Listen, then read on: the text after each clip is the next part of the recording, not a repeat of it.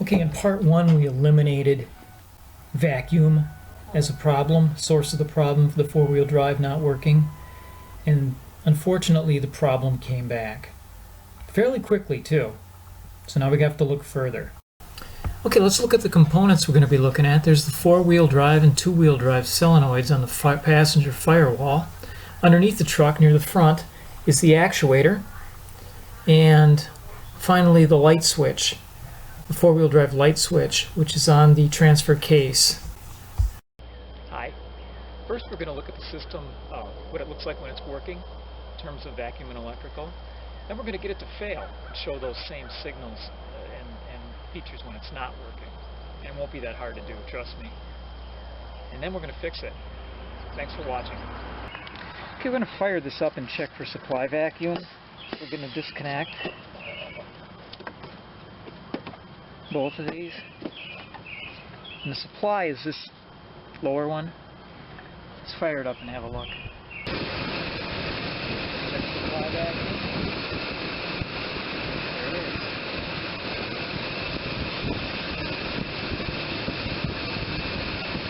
It's not a vacuum issue. Now as you're looking at this plug, on the left is the ignition on 12 volt switch, 12 volt input, and on the right is the control signal, a syncing control signal. Okay, we're going to check for 12 volts now on the incoming side. We have our negative on the battery negative on our meter. The meter set to voltage. Okay, we're on the left connection again for the 12 volt ignition on control signal on the four-wheel drive solenoid, and there it is. Now we're going to test the control part of this circuit, and to do that we're going to go over to the positive on the battery, put our test lead on that, and this time we will put that little spade connector, seating it in there. Now we're going to put the truck into four-wheel drive. Okay, our truck is now running. The 4x4 light is on, and there you can see test probe came on. So that tells us electrically everything is there. This solenoid would be now energized, sending vacuum down to the diaphragm.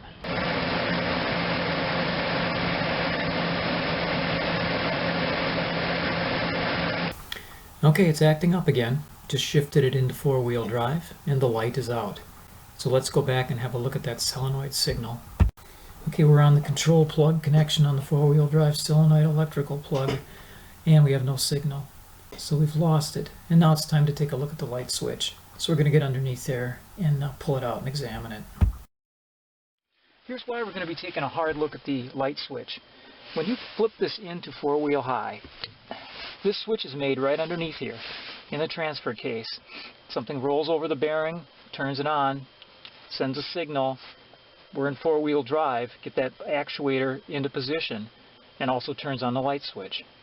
Okay, we're going to go in under the passenger side. Truck's up on stands. Now here we are. There's the transfer case right here.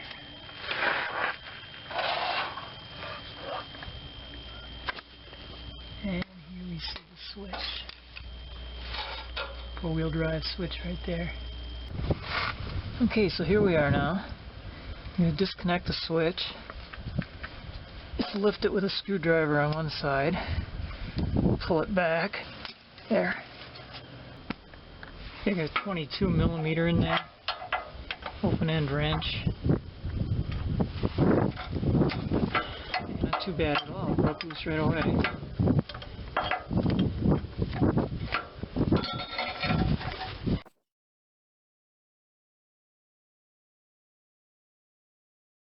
So here it is. It's got like a stainless steel spring-loaded ball on it. Except you push it and it sticks. See that? It's stuck down. I've got a couple of alligator clips. They fit in there really nicely in my meter. But look, it's still an open circuit. Now, let's see if we can jar it back loose. Now wrapping it brings it back out, brings the ball back out, but our meter is still showing open. Let's close it again. Now this would be simulating the switch closing. There it goes. Now it would be sending out a signal that it's in the four-wheel drive position. Turn on the light. And it's off. So release it, now it's back open again, and now it doesn't come back out. So it's staying stuck in, but it's still in the light off position. So let's give it another wrap. That's what it takes. So this thing is anything but smooth. There it's stuck again partway in, and still the switch is open.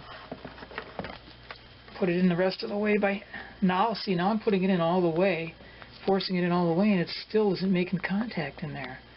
It's sticking open. So this thing is definitely,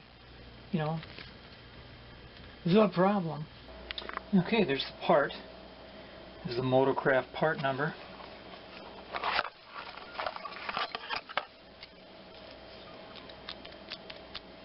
It's more like it.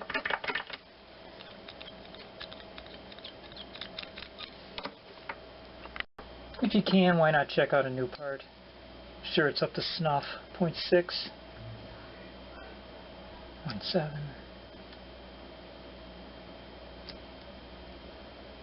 Working just fine every time.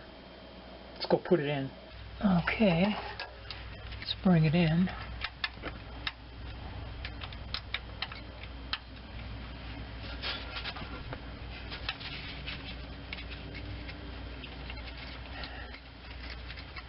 It came with Teflon tape on it. Okay, so we're going to have to turn this in a little bit. And 22 millimeter. Okay, I'll speed this up. This is going to take some tedious turning here. Got very little turning angle. So I just got to keep turning the wrench around until we get it tight. Alright. Don't over torque this thing. There it is. Alright, let's plug it in.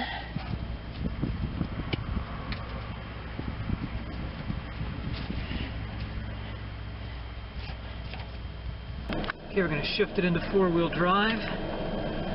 Went right in. Let's go take a look at that actuator.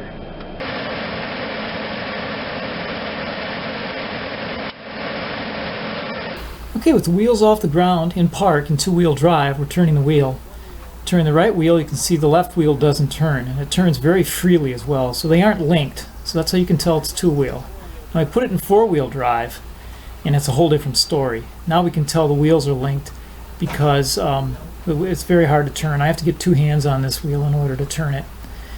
And when I do so, we'll quickly pan over to the other wheel, and we can see that it's also turning. We're in four-wheel drive. Good to go. Thanks for watching.